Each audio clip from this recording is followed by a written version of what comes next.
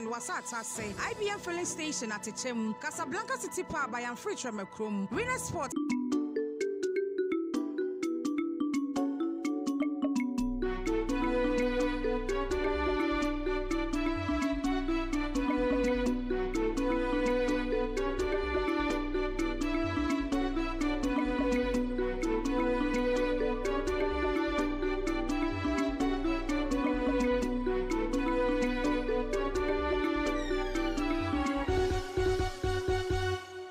Wada the Radia Yeni, Emwajo, Emwakwaba, at the bed your croba, which you pour and chrome. A brasso, said you may and somewhere bob one of you, at the Kofana Nopa, near the Hima or mining children in Triaso, at the Bassum was send you rain on Nifacassi and some of the doors of pa, and you may need the Macotenebi, and it this way.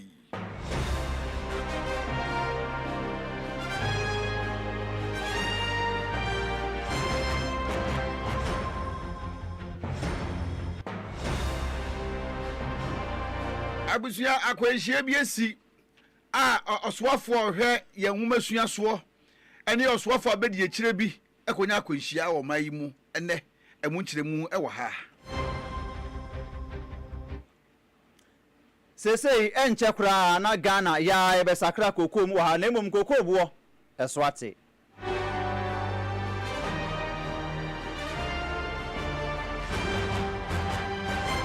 eso TV ya pe ena dom kuma no ede omanu disem abetudwa ede afa kokko aso atie no ho emusem eso ha se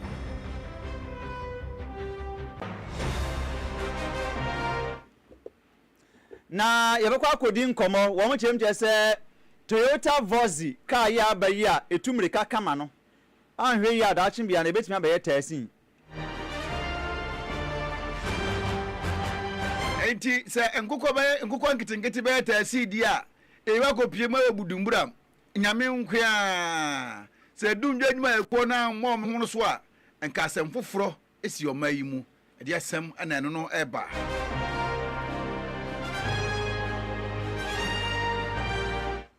Baba Jamal ballot paper no order number 1 ewo ayawa so apuoye putupura ba no a wo mokoto no ye betwari esuo akọ Kenya na akọpie mo Kenya na nsen obehwe ne adisika ye de aye nhwire flowers ye de koche ehọ de ye se ukoye ne esuo mu a mfie maako nson ukoda fiase abusuan nsem wani nsem awodo bebre na nwumire de besom se nwumire no num fakase na bebia obenya bietie edwini pamfumi center de nchampesiem KPK Dr. Momo awu adwumem president ase adom ye pie wo ho Sam Sierra de Kasa ewo Beria ni da so free center ewo de nchirankotim so Richie owumfuom misi Richie owumfuom na meka no wasa ma kire we kire yi ma root ewo jakesiem wait and get ewo jakesiem azemai ewo misa krom aikuto ewo atechemke lord of city wona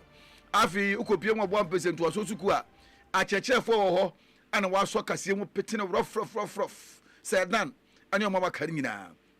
na flash phones ani asumdie phones gina wo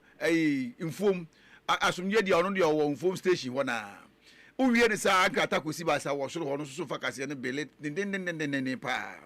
na okopiem awo chechero ne mpotemu dia ani ami amasi ni mpo opia mensa brampa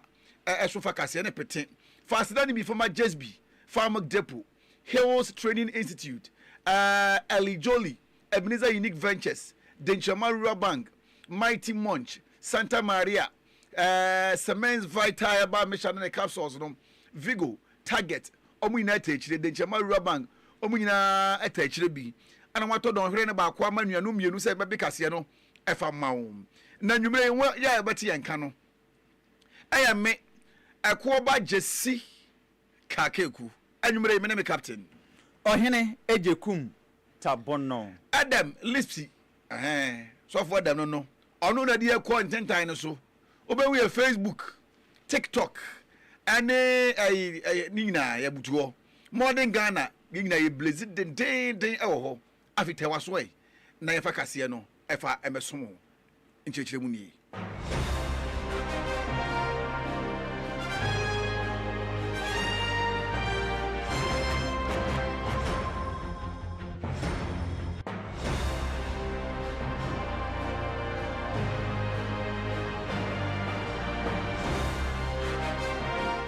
Yedienie 91.9.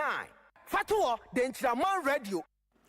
Eno ne kasafidi a wutie no nti mane na haya na hana Ghana kasa yenhye nsam no asema wo na ye hye ase de afiri aban atena ye sabra mekasei oman so afo a ohesi kasem so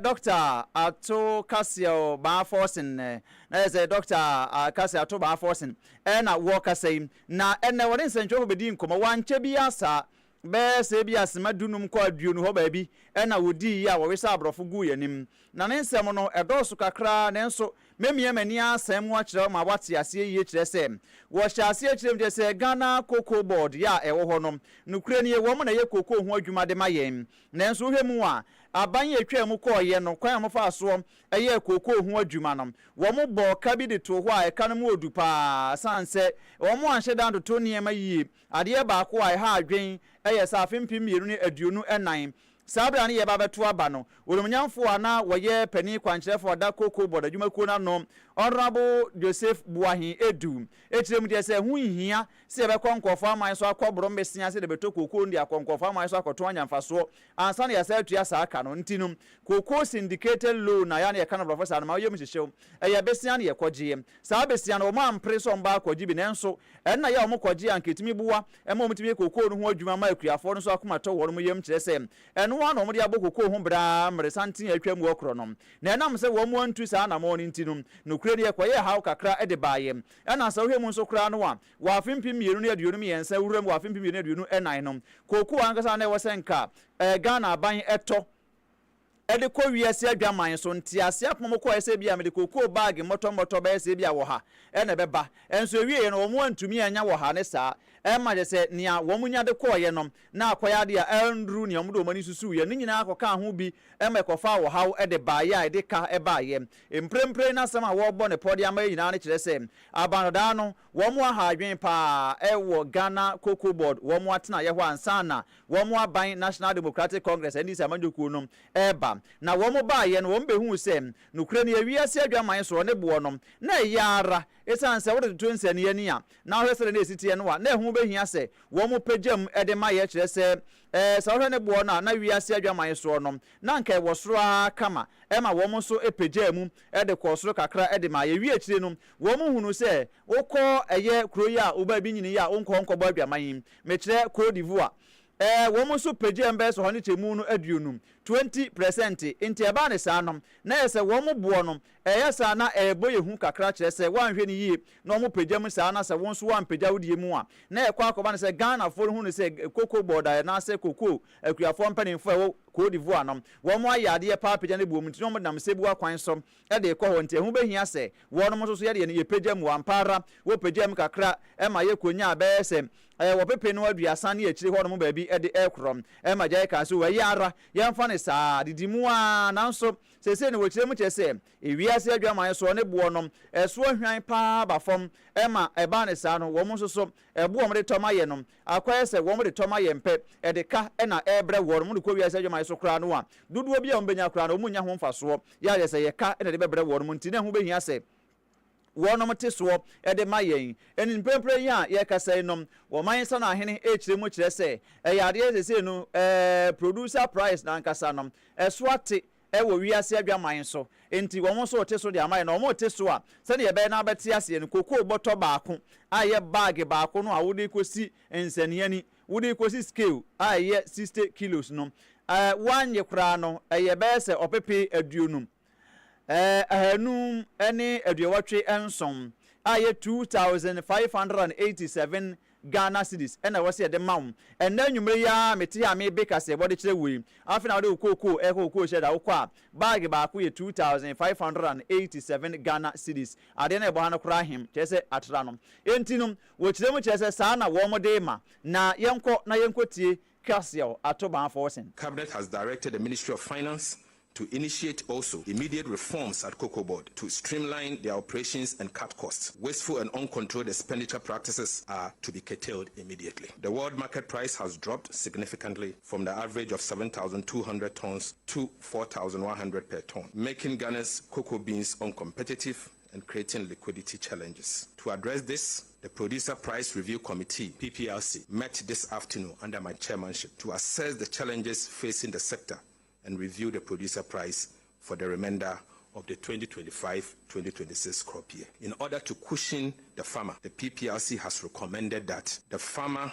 be paid 90% of the achieved gross FOB of $4,200 per ton to mitigate the adverse impact on the farmer as a result of the fall in the world market price. As a result of that, the PPRC thereby announces that effective today, Thursday, 12 February 2026, the new producer price for the remainder of the 2025-2026 crop season will now be 41,392 Ghana cedis per ton and 2,587 Ghana cedis per bag. This measure has become necessary to reflect the reality of the world market price of cocoa, ensure the injection of immediate liquidity for expedited payment of farmers, and guarantee the sustainability of our cocoa sector. In conclusion, government wishes to convey its sincere appreciation to the Ghanaian cocoa farmer and all stakeholders for their forbearance and sacrifice over the years. Cocoa has always been the mainstay of our economy, and wish to assure them that these reforms will protect the interests of the cocoa farmer.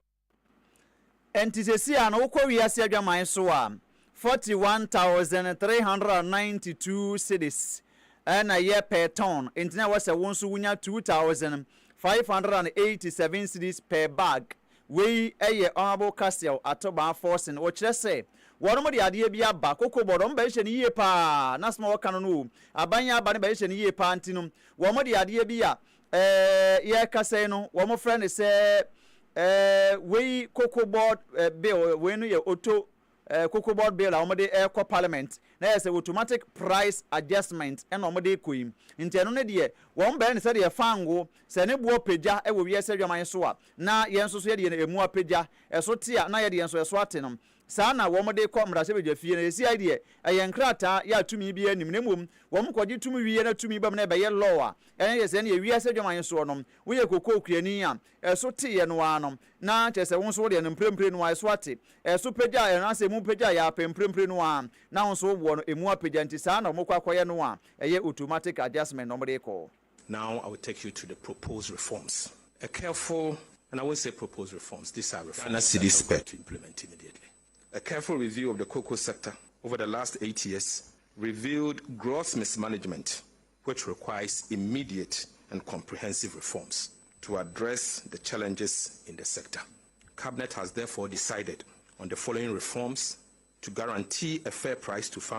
the cocoa farmer, secure the financial viability of the cocoa sector, and ensure the long-term sustainability of the cocoa industry. To bring relief to unpaid cocoa farmers, Cabinet has accordingly directed the Ghana Cocoa Board to commence immediate payment of all affected cocoa farmers. 2. A new Cocoa Board bill will be presented to Parliament to implement an automatic adjustment of producer price to align with movement in the world market price, exchange rate, and other key variables, and guarantees a minimum of 70% of gross FOB price to be paid to the cocoa farmer. A new financing model for cocoa purchases and related operations with associated benefit for increased processing will be introduced effective 2026-2027 crop season.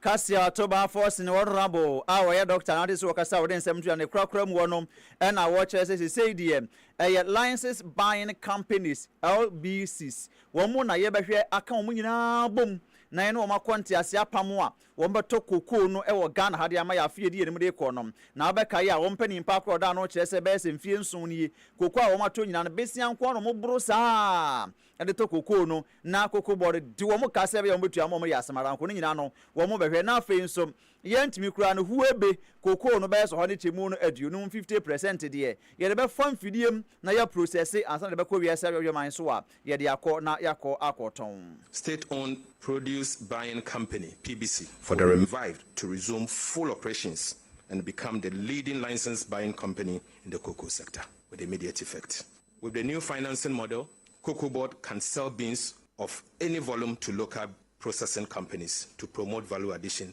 and job creation. Cabinet has, however, directed that with immediate effect, The remainder of the beans for the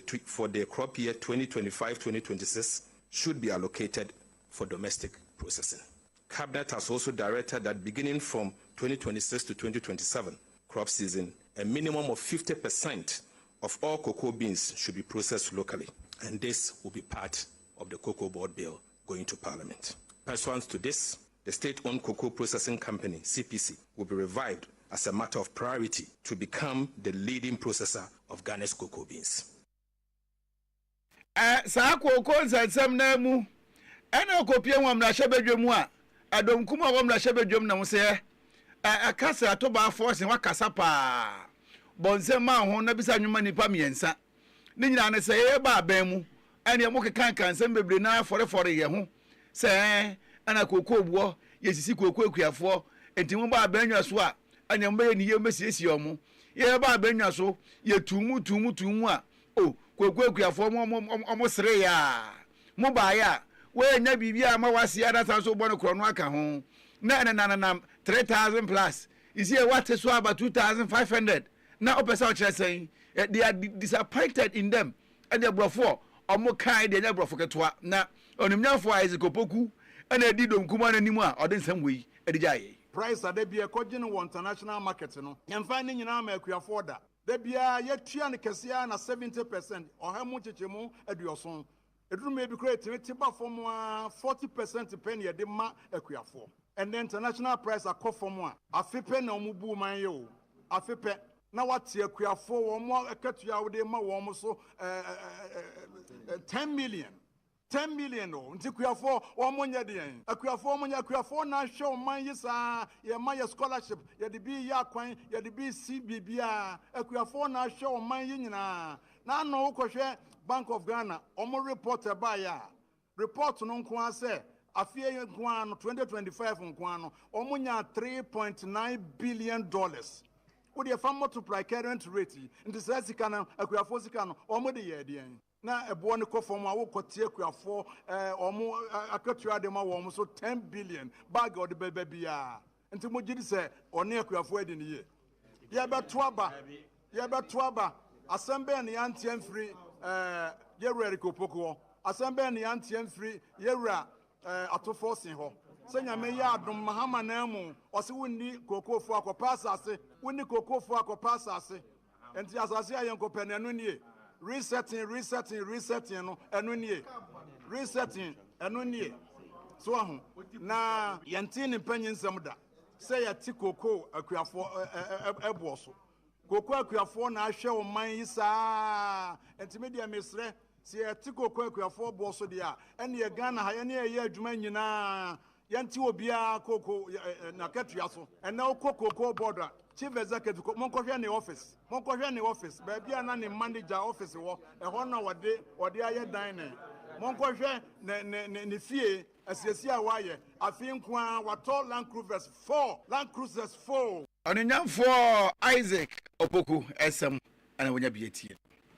National Road Safety Authority ena ekasei openi kwanche for da wonu ano eye Orura Abraham Amaliba na wona ye Director General ena mekana semi wose wonum eye entutuye bi na wenu eye technical working group ena womo atenase womo ye assessment na womo ye nyina no efa car ba ko bi ho twitwiri de etiase nam ehyen bi ya Abagana ho a Abagana ha se ya ne din ene Toyota Vozi na saka we no womo hu se eye smart odwane pa wo cha abro no ma na abro no ma nso wo se kwante emusio nti wotu abonso nam ntenten no pa no okro no na mpanefo se wiasem akokono betebete ene odi abe uhwe saka yi anokure ne ho ha pa ene yeso nam kwan so na kwan no eda so kakre bi a eje se wo hu se mrofo kwansin be se kwakuo kwan de nanim wo betimi dia fa wo nchen pa wura wanimu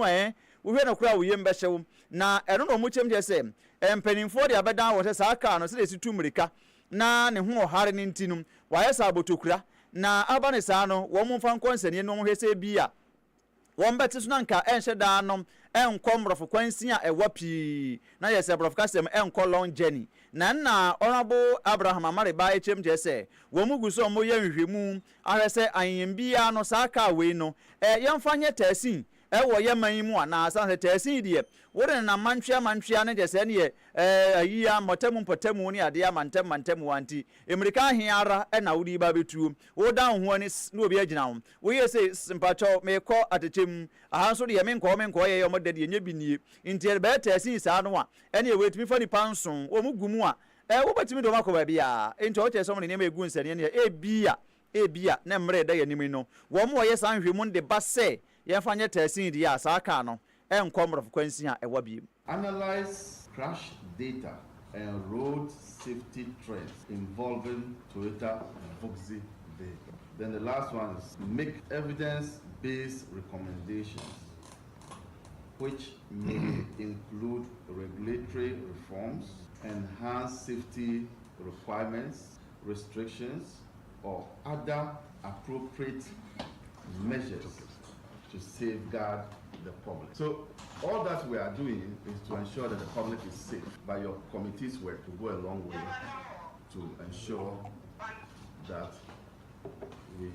are able to do a good job. We are giving you 1 month because this is like a hot potato.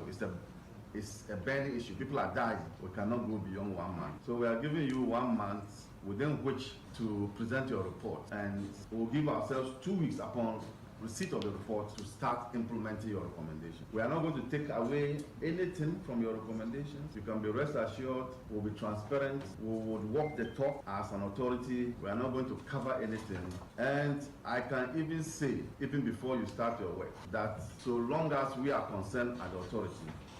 your report will be made public to the Ghanaian people. We are not going to cover it. This is a national issue. This public interest. Enti eni ayete ye no ye Owura Abraham Amale ba won ye Director General ma National Road Safety Authority. Yenko so na ye nyina ye kwantempon so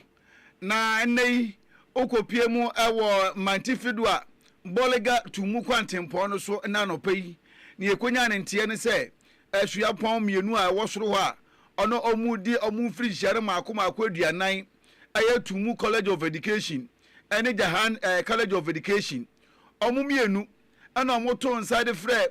omayi mu osofo hwɛ ye ehumesua so ene okɔ no nyon nko na kɔe o de fato soma me ni nkomo sisi a okɔ no yon nko na kɔe ɔne osofo abedi akira hwɛ ye nkuta hudie so ene digital yi ɔno no ka ho Honorable Mohammed Adams Superu ɔno no ka ho bi ana Honorable Haruna Idrisu ɔno no ene hwɛ ye ehumesua so ɛwɔ mayi mu no mumienu kɔ no yenim ne yɛkɔte bagira humem sɛ dan ne kosi ɔmo kai no ho bra Facebook YouTube na bɛhwɛ ade sisi asɔfo da ode ato so ade ama yɛ ni ani nkomo sisi a ka na anim nyinaa moyi amoa sɛ ye bɛhwɛ bi ɛwɔ ni so na nyame nko a wɔde a wɔkɔ titiri ne ani ntire twotwa wuro ne apia nkomo a wɔn mo kɔ sa adwumadie na se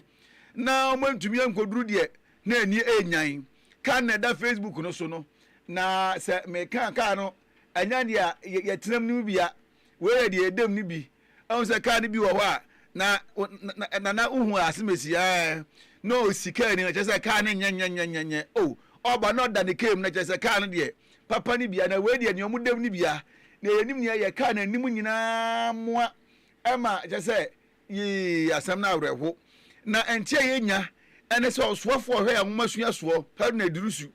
oni osofo abedi akire na obi ahoye woni a waka ho a na wokodi se adwumadie ni nyina obi aho ya ye di omokopia ya asabia omuguso agya yarehwe ye ni gusu di akire se da ban no moba fie se tisɛn ombe biti omuni achi boy ha enu ni nyina no mfoni na yenya de ato Facebook no so ama no na ye di akire na bibia no boni bia nsi no mpa gba de egusuo se bibia boni bia so ekosi ewo oprayechi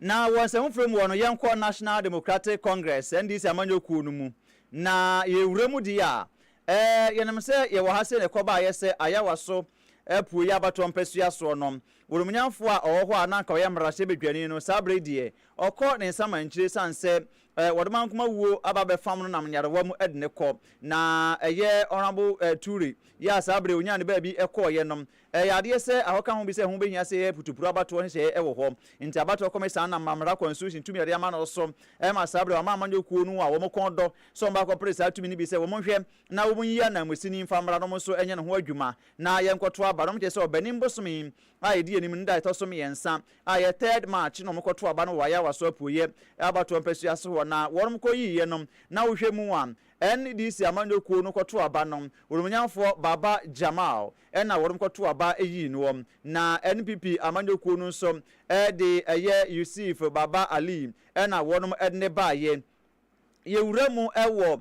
Liberal Party Liberal People's Party yes LPP ɔno nso ne deɛ no yɛ Ibrahim Idrusu ɛna wɔde no ɛbaayɛ na wohwɛ mu ayɛ sɛ wɔn a ɛyɛ independent ankonamboafoɔ mokɔ ankorankorɛ no a wɔn ɛndan amanyokuo biara no ɛyɛ Alhaji Muhammad Umaru Sanda ɛna afei David Kano wɔnom ɛna ɛkɔ sɛ kɔntɛnkorɔm na ɛnɛ ɛna abatɔ kɔmisa no yɛ sɛ wɔn nkɔ na akrata a yɛkɔ tintim wɔ soɔ no a yɛfrɛ no sɛ ballot paper no wɔn nkɔ na wɔn nkɔ yɛ sinsinsin na kɔɔ no yɛhwɛ sɛ hwan na ɛbɛda anim hwan na ɛbɛda akyire hwan na ɛbɛtɔ so mmiɛnsa hwan na ɛbɛtɔ so 9 ne adeɛ na wɔn kɔ kɔdi saa adwuma no ɛnɛ wɔn kɔɔyɛ na wɔn kɔyɛ balloting no a owura Baba Jamal ya wɔyɛ NDC amanyokuo ni ba no ɔno ɛna wɔkɔda deɛ edi kan a yɛbɛka sɛ ballot paper no wɔyɛ number 1 ɛno na wɔpekeyɛ nti wɔyɛ number 1 ɛwɔ ballot paper no so saa nso ɛna yɛwura mu a na yɛkɔ kɔhwɛ anjɛ sɛ nea wɔn gyina mu ɛde ama LPP wɔno ɛna wɔno nso so ɛtɔ so mmienu ɛna mmom NPP ni no ya ne din ɛne Yusuf Baba Ali no wɔn na ɔtɔ so mmiɛnsa ɛwɔ ballot paper no so na saa nso ɛna sɛ nipa mmienu aka no a wɔn kɔ no ankorankorɛ anaasɛ kɔntɛnkorɔ no wɔn mmienu no ɛna yɛkyɛ ama wɔn nea ɔtɔ so 9 ɛne enum ɛwɔ ballot paper no so na ɛno akyire no ɛna mpanimfoɔ kyɛm de so Baba Jama kyerɛ sɛ no korɛ aba ne saa ne deɛ ɛyɛ adoma nkoma ɛna ayi no ɔkyerɛ sɛ wɔn wanom wɔhunu sɛ Allah ɛde nkurumdie ama ntam ne kɔn sɛ apɔnkye a ɛde ne kɔwuruma kɔɔdie ɛnti saa berɛ yi deɛ nea ɔhwɛ anim wa ne sɛ ɔbɛnim bosome da ɛtɔ so mmiɛnsa no bɛdu na wɔn mu akɔkɔto sante sɛ wɔn kɔto aba no wɔgyidie mapa sɛ nkurumdie bɛyɛ ne deɛ nanso mpanimfoɔ si obiara gye ne ho di adwene wɔda nsuom nanso sukɔm ntumi de no aba ne sɛ yie no yɛgu so hwɛ anim a sɛ ɛba akɔduru wɔ ne awɛ sɛ hwan ɛna ɛbɛdi nkonim anaa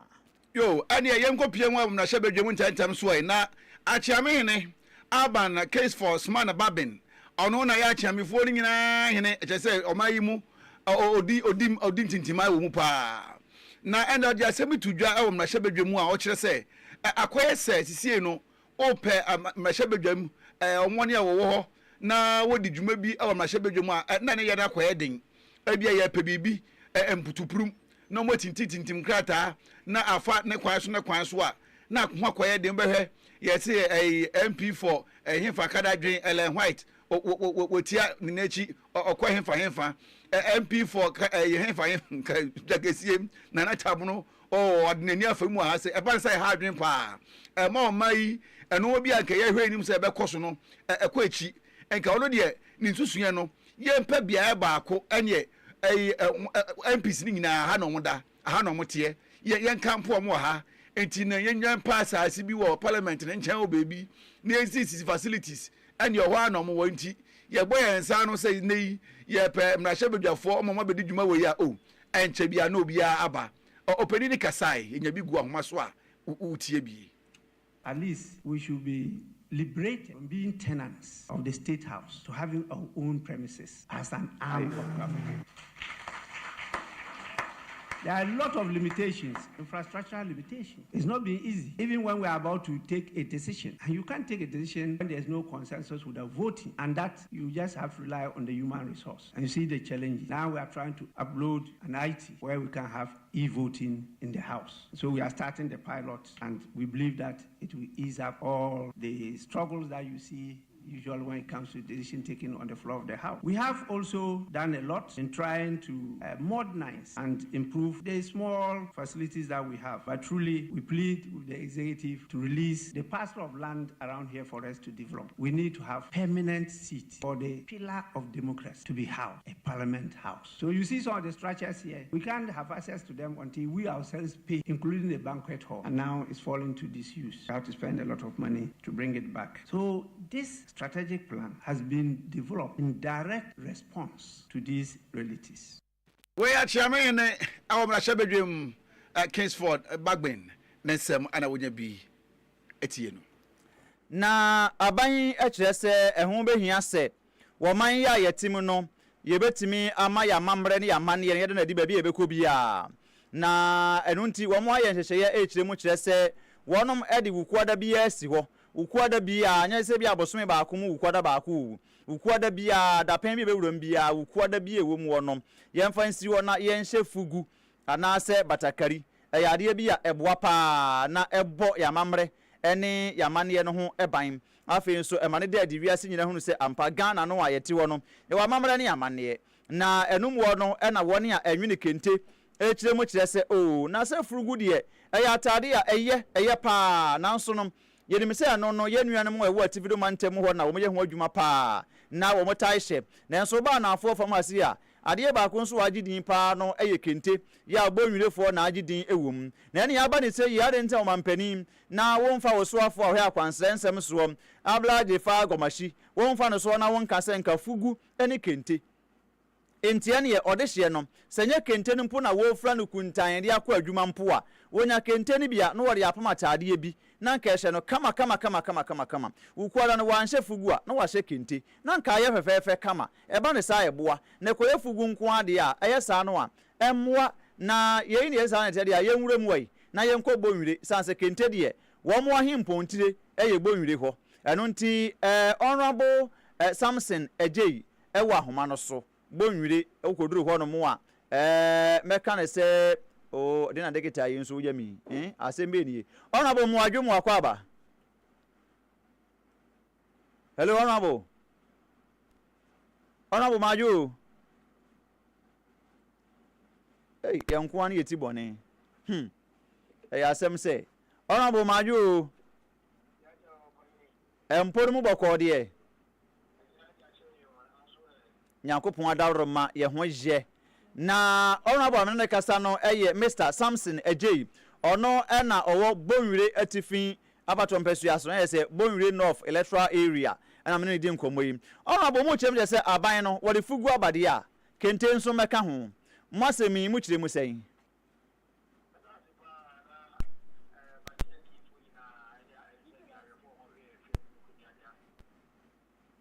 wodi amane meeting nkrewe di efa the Minister of Tourism na za ministry of beto yanim na so mo de beto Ghana ko nim maniji ne mo ya de se de akra ya so ye ka ase ye obunuri na the whole word continue ye ka ba bi fra e bonuri ene ye ka wa se na ba so mansiri mo aba bi ye so mo so a ye injini so tima boa in terms of revenue there ye ko ni mu pa we municipal assembly na Joseph si ye ya de se de de sa ba se ye ka se fuguna yo ma wo do minu ye wo ye ni anamo mo atifi manta mo ye sire mu de ene ye wo printini so timi de fugu no ene se de ye so ye wura asante ehine no ene asante ma ye so no tem bia timi design bi so ma ne ye kama ene ye ni anamo wo sire so ye de ye so ye mo de ye sire se enko ye sire fugu nko na se bi batakari emo yeso yon fa kintiri so nkan etu kana ma wa gese media no so wo re tira kwan na ma sa pe bia kan wo dia ma eye assembly members ya e wo so municipal yina na so etimi abo ama yeti medidie o apanyina aka no so nti ya re se de ade ya ka se ya gina super minimum aba so nkwan da ga onye no ande ke se buri no ya be kan so de enkan no na tourism ministry ni etimi da etimi de abrofo free amane etimi ba ni awo free ya babu ni no mbi kintini gano na mafugu no so etima bo ya ho ife di na mandana so etima ko so economy Ora Samson ya me bisa ne se we no association no na mo ka bom wo na mafa kwan tren ne kwan so ameka ne saa mpesa me kyerɛ sɛ mo fa official way na mo de akɔma abla zefa gomashi no no so de akɔma mampani no wagye atum ana mo de ne na makasafidie sɛ ya sɛ ya yɛmwa mo ne nkoduru mampani nanim bɛde ase bi sɛ de medical ka no ɛne onam na media ne nka ho a dwumadie bia no ɛyɛ na nkoyi media na na adwene sɛ ɔboa ne yɛ de ade sɛ de ba no aso sinani kuromu ni nyinaa na yɛ adwene sɛ yɛkyerɛ official petition na yɛde akɔ ɔmampanyina so yɛ na yɛde akɔ ka kyerɛ no ba yɛfa through ɛyɛ tourism ministry ni so na ɔmo nso atumi de ama ɔmampanyina ma yɛn sɛdeɛ ɛbɛyɛ a fugu ne nsɛnsɛm no ɛnyɛ ɛsɛm fugu nko a ne mmom kente no nso bɛfa sɛ nomadi kaka no ɛbɛbɔ ɛ paa ɛsɛ sɛ bɔdere to deɛ mu ano ɔmo sɛ dwuma deɛ ahodoɔ bebree wɔ hɔ deɛ ne nso so deɛ ama kuro no agye yi ni atatra ase ɛfiri mmɛsɛnti nyinaa akyi no ɛyɛ kente nti yɛ sɛ abere biara no ghana yɛ biribiara na ɛfa kente nko ho anaasɛ ɛfa deɛ ne kente no ɛpɔ yɛ pɛ a ɛpɛ sɛ kente no nso bɔkɔ bi paa na yɛtumi aboa nti ɛyɛ kwa baako yɛ nso yɛde fa so na media ne boa yɛ no na yɛ nso so ɛde kaka sɛ ɛde petition ɛkɔma ɛyɛ ɔmpanyin no nso aboa yɛ saa kwan so woba Facebook a wobɛhu sɛ sɔfo dem wayɛ adeɛ pa obi nwene kente enso wo hyefugu obi nwene kente enso wo hyefugu sɔfo dem wie a yɛ ahumi wate me ma wo origin sika baako na mimisa ɔrabo mibisa sɛ adeɛ yɛ amoye enye kuratwe ana sɛ enye tough competition na mo pɛ sɛ mo de ba fugu a esi yɛ nhye yi mu. Hello, Honorable. Honorable, what's in Ghana? First, na nyadi abeti ampa. Na mi bisa se we ya mo ye nom. Ye nkoba ne se bia eye kuratwe bi na wo mo ye kente nso. Epe se wo mo ne fugufo etwe. Ana se bia tough competition bi na mo pese mo de ba. Azi ba, madika ka se ye ba Ghana. We di mu kente ntimi enkunya no. Na anu ada ya na sebe dwom omo se omo ye ne sisi kakra wo no ura ya de nyina otumfo abante yen o de beto mo be bo ne se so me bibia enye kente no ma enye fe ampa mo o se yo yo no so amade sta parliament me so parliament da so ya kama dinya kwa twa kwa yen yan kwa ya ne fe se gambe ko so ne no ka sei yen yan ma na fo ma do gugu mi da adwuma de no mo ye o mo so omo ntuma ni bi o be so mo de ba me yeto ya so ne mfe ene ye de no enye pindi ka so be ye de ya no mo be kuru mo na omonye hu dwuma de ni onya kakra no so bo akuru ne Ghana man enti takwa twekwa ye bo ama ye nyina fa na ne nyina akoso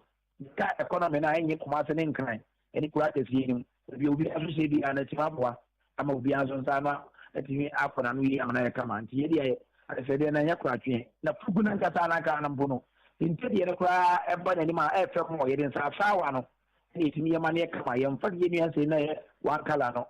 ini sasa na juna sa town emlepa wenu town eni fati apata nkruma ni mina ye frafra ni ifugu ginawa ya na ye kama Owura Samson Ajay ye da se yemfa wonsi ya na ye hwese mre kwa animu yi omampani be so asemi mu se ya why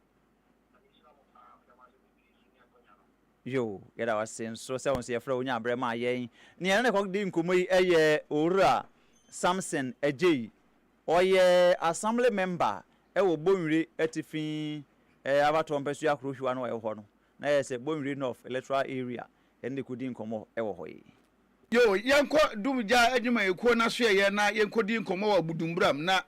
omo ya ade pa ye mosem o mo hye nyame nko a gas bia ekoliki ye kofa asem kese ba explosion kese bia ane kwan o mo fa so dumja no na ehu hia so o se etumi bom abaso na opani a oda gomua aprieye mensina no dumja dwuma ekuo no fire commander ene mabudumbram no ono no edi amode maye okan asebu Benjamin so ne din so ana okirekire mu kwan a onfa so yes I want this way ensem no nie 13:43 hours then I'm in a distress call every the manager of the station, the gas filling station, said that I see there's a spilling. So I quickly informed my investigator. I shared the same office with him, and we came out, mobilized the men. We mobilized the men. By me and I made me car. We are about 6 in the car. We manage. Then you buy and then say there is a spill, gas no leaking. So the first thing we did was say we call around the resident. If any school no more, and I catch room say so much sojabia or mundumono. Me investigate any other firemen call behind this building. Who say Obabi cry Tibankuechi can quickly Yibenkunusi on Mushwe. So good, Janoso. So that then a bear gas na air come from Manomono and copy Kia or baby for fro and famba. So, and here no, na a boy, and a more mujran ho, share near Cosono, Yapin Pom in us or Munquechi. No more or more year, Juma was Winkler no, and accidentally a free by accident. Dadia Bakun free or Monsana, a boo valve na a close to I was said 2 gas no more man PA or balk no mono. And Tina Sena no dear. Valve Bia knew how bet me the atom. And Tina, you bet me rely on Nani say, you better prevention, you better ball area no home buying. Enti dum jadwuma ekuo no ni poda no ana wonya ani edi nkomo no kwan a mofa so eti ye ne kwan mofa so dum ja no eho amane bo ebinu no yewure mu nsefo from ma way na yewure mu dia na ye call his excellency na Adanko Akufo-Addo Ghana mampani dada na tena ye na ye koi na wonim say sabre ya make say no ayade say one edwam tie ni chairperson the ma Commonwealth Observer Group na Adanko Akufo-Addo ende ya wadai na wo chire mu chire say ayade say wo call wo aba wonom eto wo chese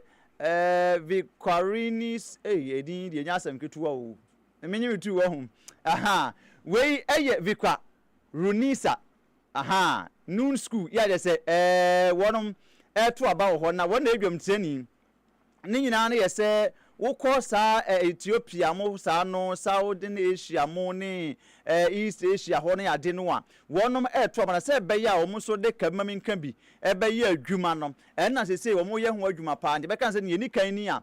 wo mo ehwe na chese wo mo de adi dwuma ni yem na wo kire mo chese no kwasem ni ye kwan a wo mafa so a wo mo hyehyɛ wo mo abato no ene kwan mo fa so wo mo tutu anamon de eya abato no ho adwuma no kure ni na ni age pa eje se wo mo so kabina me so men kabino wo mo eje atum prekope wo saa empotem ho ne aman no so na wo ne ensanchwafo de nkoma akra wo chese wo no ankasa no a wo ye Commonwealth dwamtiani no kure ni eye nkranhye e de man pa. The people of Bangladesh have an opportunity to have a new beginning of their democratic process in their country. And what an outsider like me would wish and hope for is that it will be an exercise that is conducted peacefully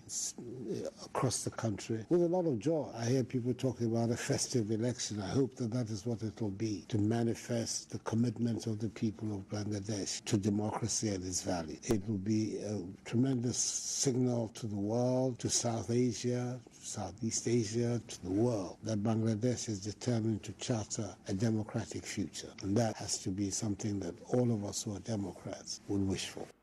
Ghana mampene da na Adanko Akufo-Addo na wote say o ka say ani yanya emomode ani anko Ghana Broadcasting Corporation GBC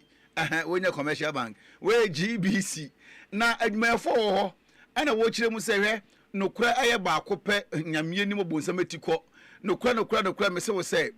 nipa ono no ohwe nkutamudie so HR director mpanifom na no mehwe ne nsemu sika sem ne nomanoma no wa bi a wo se ekoso awa adwuma mu no omo hu so enti omo director general union no pani pa Sam Anat Kevo ana editu ja se director general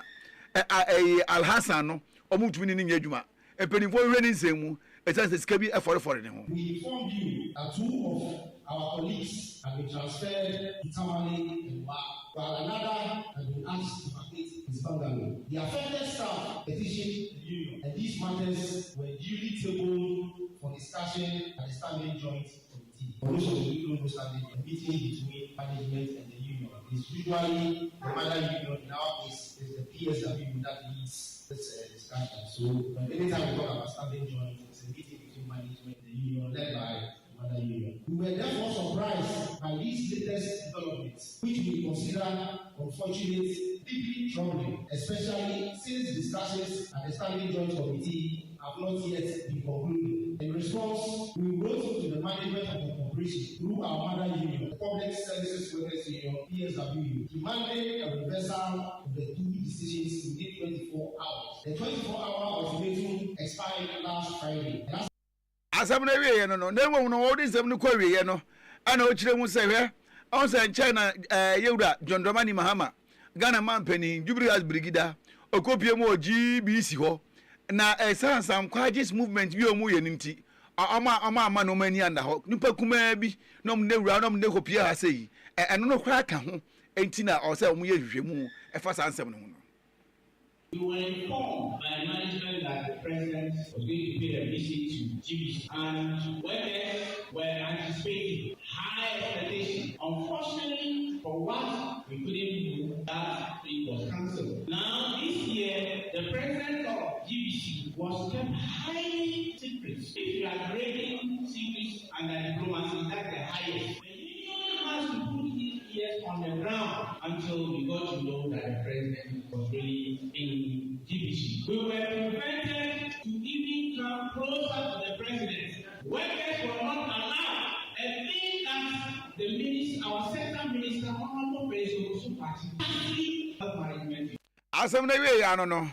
Enti GBC adwumayefo ana mu kire mu se no ma enkoyie e wo ho. Enti oman no anase aban afa no nimehwem wo ho na onya hwehwemu fiko. Se ekuroma yoda ni wotom. Enti JSB Farming Depot se ne or kanfo e de amawo se ye finance fan yogo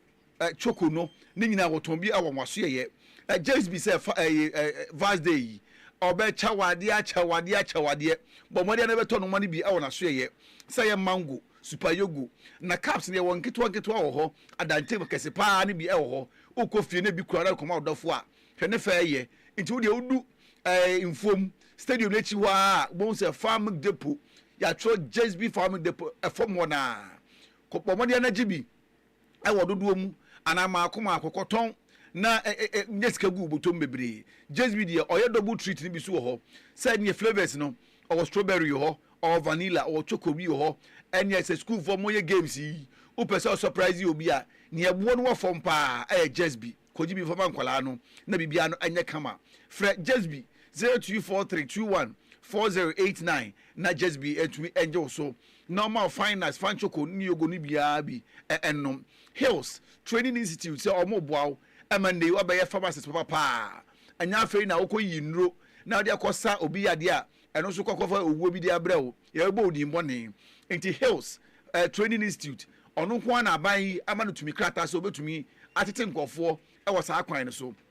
enti ko Royal Galaxy School ho na eho na sa adwuma die ko so afi ba ko pepepe na wotumi anya sa abodi nkrata yi na mo ye de bosomi maako enkono ana ye de kire na ye de bosomi ensa no e de ma sa ko internship fresa me 0541384886 ana 0555778319 na Hills Training Institute omutumi enye so bomodi ya de Royal Galaxy School ho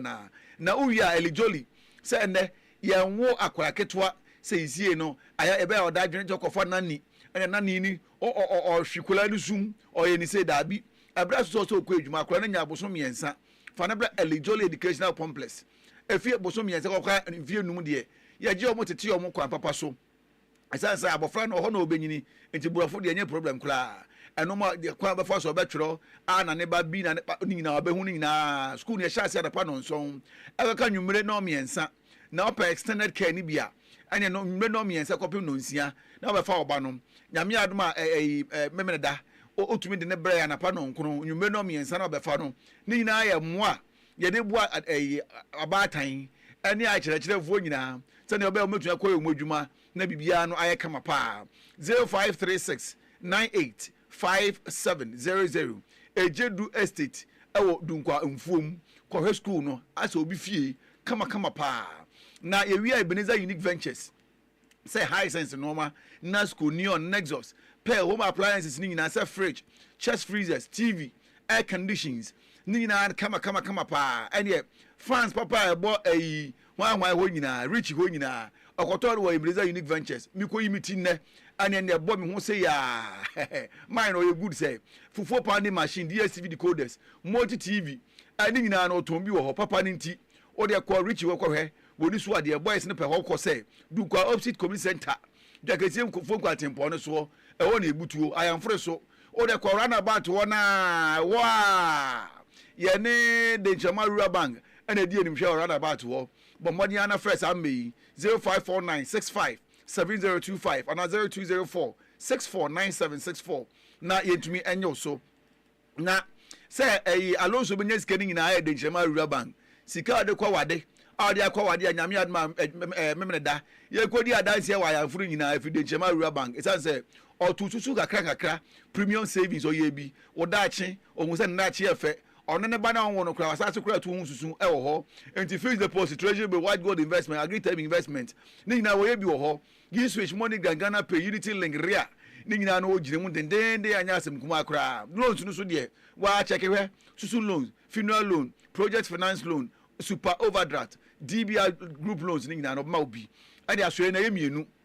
kesipa no our Canary Road and I said Broadway. Yani anti maternity care center no nebo ho edi adwuma. I am friends any OC fast food no na bi anim hwe. Our run about to offer yen 0303981229 and 0503230233 na yen to me enyo so ne aniwo anyini mbom Vigo Target Electrical Home and Appliances and box I would woni nyina no ye tombi wo ho metal box one way gang cables earth rod ceiling fan standing fan fridge TV donkey china doors ni na to mi Vigo na bibia na kama oh ma me no hwan fefa o and enya sem kuma oh kitchen appliances a chicken o say kitchen ni na appliances ni to ni na bi wo ho but mo dia na ko old I am free park esiem to na kakra bi ubedu Mines Gate wona I am free jama quantum no so wo de butuo fresh am 0545501710 and 0557235569 ye to no mako ye san etu nduduo mu amobi ya so nya bi ekoto na ne aye die enkoji enimra o okay ne aye enkoji enimra na maame na tena se enkoji eni ewi a nya ko papa no ho maame yenkoi eni gidi akasie Nature Man Entertainment na taye chire eni gidi akasie Nature Man Entertainment na taye chire abusia yemo bibi akwa babiem embra eye de Chama radio de okroba akwa chipo enkunu enigedie akasebo enadruso a mede ebasumui na wei efri eye kojo entwi meka kojo entwi ono so wagidi pa wanim tuema papa yi wabon ho mode pa ye sei dadulum my fru na sei ye kadalum ma mo abreso a na kojo entwi eka ho bi pa san sei wabon ho mode wanim tu na nnum num pododo na na Valentine Day ya na wotwe ye bedi eno a na chese ye de esepe ye ho esanse ne nwom no odonwom ma chese mu enhwam ankasa owrei na di nsem bi ababetu dwa watchre se eye buka watchre na sese no adane atese bi wo maiga na mu ya wo bia eka no wose de ntie ni adreport ye nam so ode etro sa book ne se oso wo maiga na mu wo hwa enwomtofo na abandodo na ebaso munwomtuo no akwantu omutu nyina no nya de obi a etro to wo osie wom se obi ebeti ni din se kojo entwidie ne yesua na bakwase ne nnwom tuo ne mu bia de nanso ho behia pa se wo betwere ato wo se ne beye nchimba no eba omusu enye bi esua no ene hye ne kunan a sei no watumi atwere book ato a eno eye ne nnwom to wo se wo no wonya akonya hia eye nnwomtofo ne pia kokudam ewo eye nnwom tuo yi mu ti se wo no so nya sa akonya ne dia na ese fata se wo twere pa ato wo na afoforo nso enya bi na se nchimba no omobo metumi akenkan na tumi abopa weye kojo entwi nsem a woni so ede abetu dwa sanso na ye konsefufo majaki enso ede atudwa se obesrepa my Ghana de ye ka bebi asumdwe wo eyo mayimu enti ka be ye ommo mutie ne nnwom ene ommo mo wiase afa ne nyina so bobepe bebi aba betena aye investment akase a omombro my Ghana esanso my Ghana de asumdwe wo ha ne enso po ye wodo emma obibia ebusuami ngina we so na memfa enede de kasebo no emba ne wie yeso we kodwanchi ene jackie nsem ena ye de besum ye gira so ne akobọ bọ no e wa agrofo so aba ye kwa akobọ mo Mamedu a wa ya de pa na ye be kwa akobọ awo akoprama no so cement vital herbal mixture ne capsules amade metete you know ena ye fe na gan eye kama pa wo de koprama no so eye kama bema se obetumi agina so pim pa dia eye agan ene ye se oba won se buo na nkoyie wonam eye obasabasa and yeah, she said body pains basabi and the bemei I wanted to me ma I did a crowd compound no aduane ebesi wa wa prato atwene ni nyina no agan na betumi adu akagine mu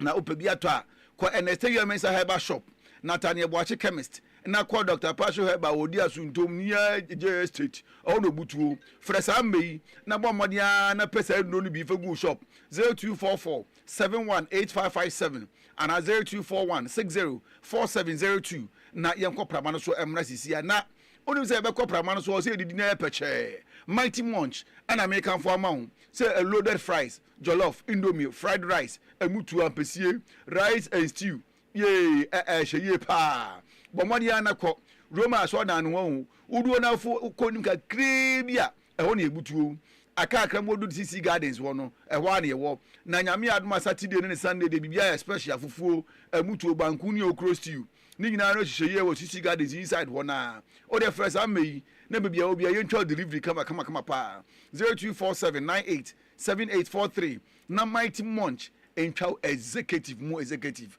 agudie mu nsem ene dusu yenko abranche na transi agudie mu nsem de Ntraman's force na territory. Okay, yeah, mo bibia kwa abana yenchacho bibia from Radio Ntraman Radio 91.9 Mason say ye transi de okansie mu nsem yensaka ede be somo e wakase de so na me so se dia wonim say ne English Premier League no one game e baso e no e Brentford or more Brentford Community Stadium no matter mo sam e free Arsenal e me no nwatwena game no e no so etumi ahyehyɛ so afen so kokopa de ri ne mu a e no so one game e baso Atletico Madrid e Riyadh Air Metropolitano no matter mosa e dia frɛ FC Barcelona eni so enwe nwotwe na omom e dia pempem so na obeka ya ewiana me beka kyerɛ sɛ UEFA Nations League draw no 2026-2027 season no ene omo e de be sha so abra enwume no num UK time na eba so na enya ba beto twa eko group A yebenya France, Italy, Belgium and afin so Turkey. Group ye B no yebenya Germany, Netherlands, Serbia and afin so Greece. Group C Spain, Croatia, England and afin so Czech and a group D no Portugal, Denmark, Norway and afin so Wales and no and then draw a penny for a day about Monten. So sisi adiapa and it said Raheem Shakor still and sisi wa join it final. Ukosina kan de ama omo after say ofi Chelsea ebo boku no emu no na onim sem awie krambe catcher say Jabi Alonso Olano or Nottingham ekrumu ho a oko interview e Nottingham Forest sisi ade ba and say after an interview oko ye with Nottingham Forest ni nyina echi no Nottingham form decide say opinion fe no Victor Pereira our former Wolves a coach no ono and I'm pinning for appointing say ono eneba beye Nottingham Forest for a head coach. In your way so, the one in some yensa Kenya, emfa in simility do Serafini of famous, very famous. They are genius. More famous, why are they pa? Na, you ever come on the eventually is your come on it, na cannot be no the echo. Now, what you are playing ticket in India, my son said, go no actual syphilis, chlamydia, candida, UTI, sexual weakness, and you are one ma says sciatic and actual towards internet, and then hypertension. Na kidney disorders so doctor no or if you kama pa home care and physiotherapy ni no be bia ma counseling nutrition or your online consultation so for doctor now nento aso ho 0243933472 and 0208621368 na Dr. Kingsley Nimo we na chira kwan wodun kwa atachem ye ni edu brothers no and what da ba kumo hu and I say ye wo I just send blue and white pill pharmacy no e ho na ebutuo ye mo bata bribri ne enko amanone ne enko di amanone nko mo mrasisi ya na nseni aba ma no so ye ko Kenya na ko pie mo Kenya Central Bank adi ma Kenya na say sika krabia kese pa e wo ho ana de betudwa say omu note no to say Ghana nke e Ghana cedis ye note ibo utuo na cedis ma 100 cedis ma 50 eni ne keka kan unu nyina 1 cedi mu nyina no etu ala na ne nya ba ma no so nie say wo ha se me pe money bouquet ani ye shige tumi shige sika no so prio ne ye de esi apampan so ne ye de kwache ani money bouquet o hwe ahwe mu na so o hwe ma no a o pe money bouquet na o wa kire me mpe wa 1 cedi ma me pa 5 cities ne 10 cities mko a anye kopie mo Kenya yesi wa ba ye bi ne e be chew no ye do be ko na ye do akotum mfirihyia ne maako wa twa ketekete kura no aye mfirihyia maako enson 7 years sanse wood oman ni sika no wo bu na animtia entu kopie mo Kenya wa wunim na vice day bebe yi ane ye do akoto ekua jimoni buke obehwe no na wa ye na 100 cities manko a ane obehwe na no soro de no ewo so saa okoye bu o Kenya ni eso mu a mfirihyia maako enson ubedem na afin udi esue nyansa esanse oman ni sika no ye ntoto na asesa ye nyina so na enwumere kase ye de bero ye munu kom se epon akenkan ne ye oda fa aseda ne bi efa mamme kwoba jesi kakeku enwumere me ne me captain ohene ejekum tabonno adam ade ye ko Facebook no so YouTube TikTok ni aka ni nyina wa utie ye so da wase pa afi no kase na chi enkaibɔ na mesra ya ko Richie ho wai ko Richie ho Richie Babrin sal ko no ho na hwe me asema asa achim no Richie no Richie wo infan no o mfom wana sa so what is the Jamaica kasa wo mfom a Richie sa ono a yo me kwa da mu adi akire no asema asa achim me wo ba me wa nkan hwe Richie my under Richie ase wa ya de pa in fact wo sesi bi ma kwa da me ho adi akire no ma kwa da me ho adi enkai wo eto so